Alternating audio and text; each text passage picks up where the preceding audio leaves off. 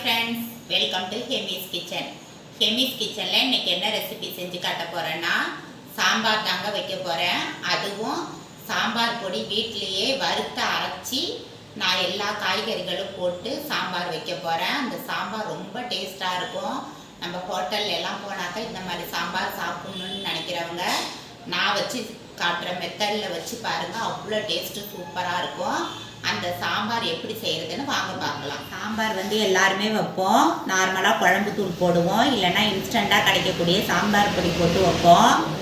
ஆனால் நான் இன்றைக்கி எல்லா பொருளும் வறுத்து அரைச்சி சாம்பார் வைக்க போகிறேன். அவ்வளோ டேஸ்ட்டு சூப்பராக இருக்குங்க. அதுக்கு தேவையான பொருள்லாம் பார்க்கலாம்.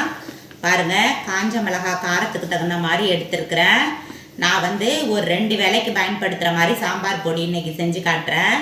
காஞ்ச மிளகாய் ஒரு 10-15 காஞ்ச மிளகாய் எடுத்திருக்கேன். ஒரு 2 ஸ்பூன் முழு தனியா எடுத்திருக்கேன். 1 ஸ்பூன் கடலைப்பருப்பு எடுத்திருக்கேன். ஒரு 3/4 ஸ்பூன் வெள்ளை உளுந்து எடுத்திருக்கேன். ஒரு 3/4 ஸ்பூன் ஜீரகம் எடுத்திருக்கேன். ஒரு 3/4 ஸ்பூன் மிளகு எடுத்திருக்கேன். ஒரு 1/4 ஸ்பூன் வெந்தயம் எடுத்திருக்கேன்.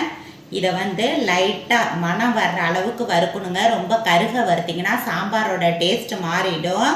அதனால் ஒன்று ஒன்றா நம்ம வறுத்து எடுத்துக்கலாம். மல்லியும் மிளகாவையும் ஃபஸ்ட்டு வறுத்துக்கலாம். கருக விடாத வருங்க, வாசனை வர்ற அளவுக்கு. பாருங்கள், மல்லியும் மிளகாவும் நல்லா வறுந்துருச்சு. இதை ஒரு பிளேட்டில் கொட்டிக்கலாங்க.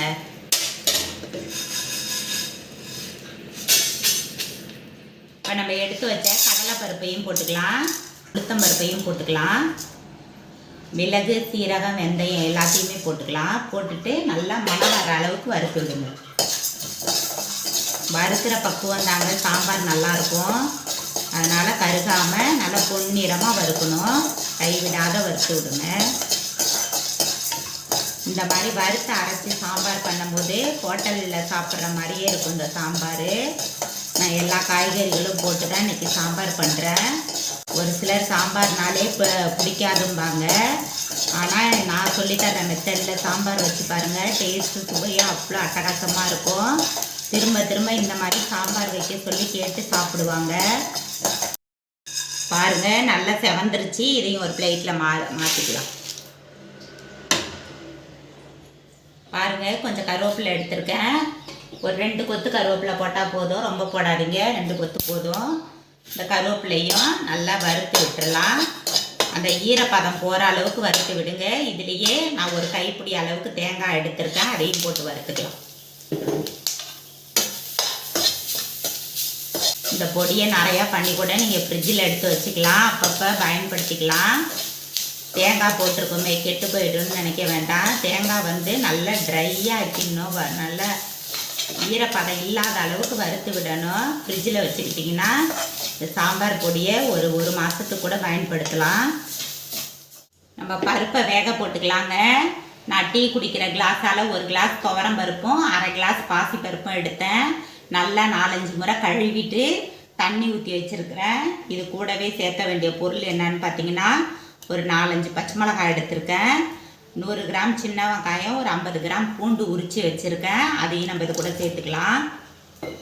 சின்ன வெங்காயம் போடும்போது தாங்க சாம்பார் டேஸ்ட்டு சூப்பராக இருக்கும்.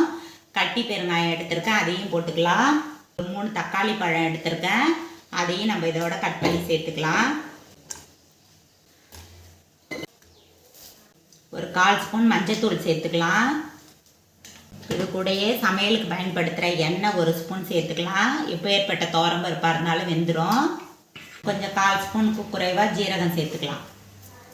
அவ்வளோதாங்க. இதை மூடி போட்டு ஒரு 4 விசில் 3 விசில் வச்சு ஆஃப் பண்ணிடலாம். பாருங்கள், தேங்காயும் கருவேப்பிலையும் நல்லா வறுந்துருச்சு. இப்போ நம்ம அதையும் சேர்த்துக்கலாம். பாருங்கள், இதை எல்லாத்தையும் நல்லா ஆற வச்சுட்டு நான் ஒரு மிக்ஸி ஜாரில் நைஸாக பொடி பண்ணிட்டு வந்துடுறேன். இவ்வளோ தாங்க சாம்பார் பொடிக்கு தேவையான பொருள். இதை நான் அரைச்சிட்டு வந்துடுறேன். சாம்பார் தாளிச்சிடலாங்க. ஒரு கடாய் வச்சுட்டேன், எண்ணெய் ஊற்றிக்கலாம். எண்ணெய் காய்ச்சிடுச்சு. இப்போ கடுகு போட்டுக்கலாம். 2 வெந்தயம் போட்டுக்கலாம். 2 சோம்பு போட்டுக்கலாம். ஏற்கனவே ஜீரகம் நான் பருப்போடு சேர்த்து வேக வச்சுட்டேன், அதனால் ஜீரகம் வேண்டாம். நல்லா பொரியிட்டும். கடுகெல்லாம் பொரிஞ்சிடுச்சு. 3 காஞ்ச மிளகாய் போட்டுக்கலாம். கொஞ்சம் கருவேப்பிலை போட்டுக்கலாம். நான் வந்து எல்லா காய்கறிகளையும் கொஞ்சம் கொஞ்சம் கட் பண்ணியிருக்கேன். அது எல்லாத்தையும் போட்டுக்கலாம்.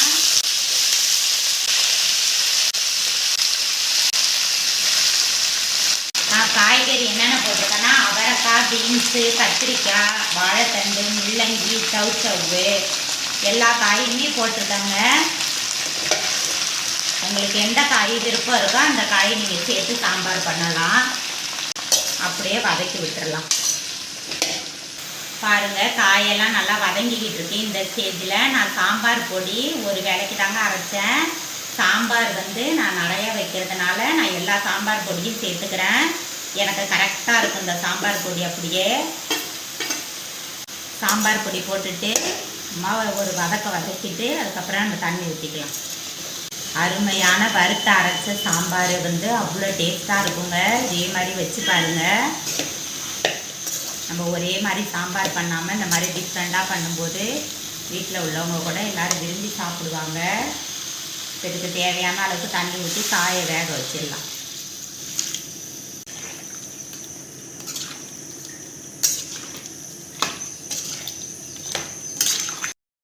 தேவையான அளவுக்கு உப்பு போட்டு வேக வச்சிடலாம். ஒரு 1/4 பக்குவத்துக்கு உப்பு போடுங்க. அதுக்கப்புறம் வெந்ததுக்கு பிற்பாடு உப்பு போட்டுக்கலாம். இப்போ இந்த காயெல்லாம் வந்து வேகட்டும் ஒரு 3/4 பக்குவத்துக்கு. அதுக்கப்புறம் தான் நம்ம பருப்பு ஊற்ற போகிறோம். வேகட்டும். பாருங்கள், காய் வந்து ஒரு 3/4 பக்குவத்துக்கு நல்லா வெந்துருச்சு. இந்த ஸ்டேஜில் நம்ம வந்து பருப்பு வேக வச்சோம்ல, அதை வந்து நம்ம இது கூட ஊற்றிக்கலாங்க.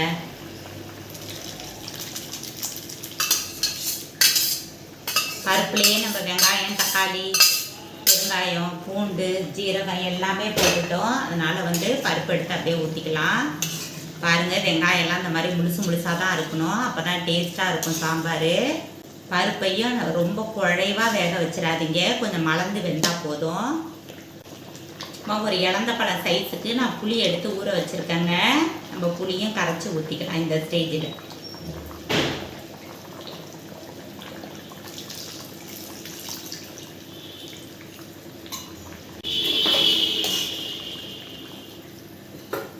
புளியும் ஊற்றிட்டு சாம்பாரை நல்லா மிக்ஸ் பண்ணி விடுங்க. பாருங்கள், சாம்பார் ரெடி ஆகிடுச்சு. புளி ஊற்றி ஒரு 2 நிமிஷம் கொதிக்க விட்டு கொஞ்சம் கொத்தமல்லி இலை போட்டு நம்ம ஆஃப் பண்ணிடலாம்.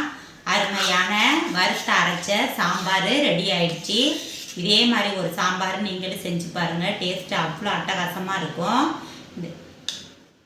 பாருங்கள், ஒரு அருமையான வறுத்து அரைச்ச சாம்பார் பொடி போட்டு செஞ்ச சாம்பார் ரெடி ஆகிடுச்சு. இதே மாதிரி நீங்களும் செஞ்சு சாப்பிட்டு பாருங்கள்.